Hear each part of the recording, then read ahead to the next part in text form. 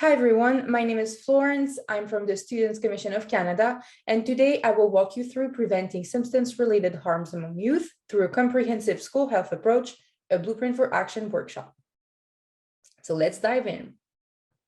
So today we'll have to skip the introduction, which we would be doing if we were in a group together, but I presented myself, so now you know a bit more about me.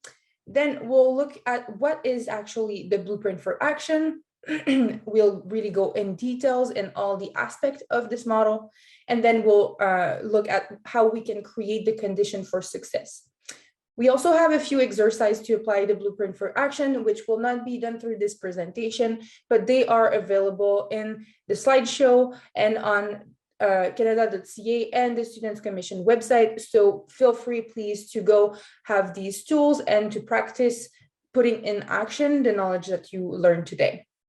Finally, we also have a school assessment checklist, which again, we will not be doing in group together, but you'll have access to that checklist so you can reflect on what is done in your school or your environment right now. Please note that throughout this presentation, we often refer as school communities or school settings, but really this model applies in any context, whether or not you're in a school specifically. So just think about how you can transfer this knowledge in your own context, even though it's not school. So what is the Blueprint for Action? The Blueprint for Action was developed by the Public Health Agency of Canada. It was informed by over 50 diverse school stakeholders at the School Matter Forum, which happened in February 2020. So really at this forum, many people from all across Canada came together and they discussed many different health issues, substance use being one of them, and they really inform what they wanted to see, what they think should happen in terms of helping youth to prevent harm and reduce harm associated with substance use. Really, this blueprint brings together two things: the comprehensive school health framework and 4 intervention strategies, and that's really what we will be looking at today. The purpose of this model is to inform comprehensive and concrete action plan and strategies. It's to encourage a different way of thinking about how to approach youth substance use and to support school stakeholders to engage their network. So before we actually look at the Blueprint for Action itself, I just want to kind of make sure that we are all on the same page and look at why it's important to have a model like this one. So substance use is associated with a range of potential harms. And I'm pretty sure that if you're watching this video right now, you're not in doubt with that. Like, I'm not learning you anything. So when we think about harms here, we can really think about, hangover, coma, health disease, like health problems, so lung diseases, liver diseases, heart diseases. We can think about violence, we can think about mental health issue, we can think about overdose, we can think, unfortunately, about death itself or accident caused by driving under the influence of substances. So really, we include all type of harms in this presentation here today. But it should really be seen on a spectrum, though. So yes, substance use is risky, but it's not fixed. It's not necessarily because you're drinking one beer that you will encounter consequences. So we should really see this range of potential harms as a spectrum, as potential, as possibilities, and not as a fixed cause to action to cause, basically. So we have to keep in mind that that there are also some benefits to some consumption, some controlled consumption. I'm thinking about opioids, right? Like they're used for other things that can be positive as well. We all know that cannabis is also helping people in some aspect of their mental health, but we also have to acknowledge that there are some risks to these consumption as well. Youth are more vulnerable than adults to substance-related harms. That is mainly due to biological predisposition.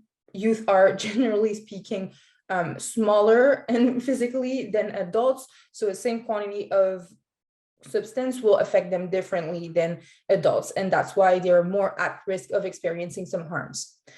Also, youth are in a period where their brain is still developing, and the substance may have different effect on their brain development and their development in general than we would have in adults. So a same quantity of substance may have different consequences.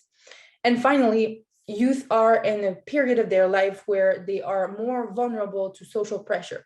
They want to test their limits, they want to try things, they want to risk. And so they might push their boundaries, push their limits to an extent that are more risky than what adults will do with more experience, with more thinking, hopefully. And yeah, so these three aspects makes youth more vulnerable to experience substance-related harms in general. So like I was saying, substance use is risky or may be risky. However, these risks are not fixed. So again, this spectrum that we have to keep in mind. Then substance-related harms are influenced by social and structural factors. So it's not just the substance itself that may cause risk, but there are other factors that we have to take into consideration. Studies have shown that people from lower socioeconomic status reported consuming less substances in general. However, they have a higher rate of hospitalization following substance use. How is that? Well, it's probably because of other factors such as poorer health, weaker support system, making it that when they do consume substance, even though it's not as much as other socioeconomic status would report, when they do consume, they are more at risk. They have other factors playing into account, and that may have an effect on their health. We have a similar correlation with young women. So young women tend to have higher rate of hospitalization than young men, and that is often related to substance use, obviously, and that's often due to the motivation of drinking or consuming substances, which may lead them to exceed their limits more than young men would do. So if there is a spectrum of there is this range of consequences, potential harms, if youth are more vulnerable, if there are other factors, then the good news is we can reduce it through harm reduction and prevention. And that is why we're here today. So we can do things to help prevent these harms to happen or reduce the harms. So really, the whole strategies that we will be talking about today is really with that in mind. So bringing together the comprehensive school health framework and the 4 intervention strategies is, like I was saying, what the Blueprint for Action is doing. So this model really supports school communities members to plan and implement strategies to prevent substance-related harms among youth that are grounded in evidence, that reflect students' diverse needs and experiences, and that maximize levers within school communities or any context. So actually, what the Blueprint for Action looks like is this chart here. So as you can see, we have on the side here the comprehensive school health framework with their 4 components. And then we have the 4 substance use intervention approaches here. And this model really wants to see them come together, how they can interact, how they can think through together. And that also allows to find so many potential strategies that apply to your specific context. So together, we'll be looking at these different approaches and also how we can build strategies within them.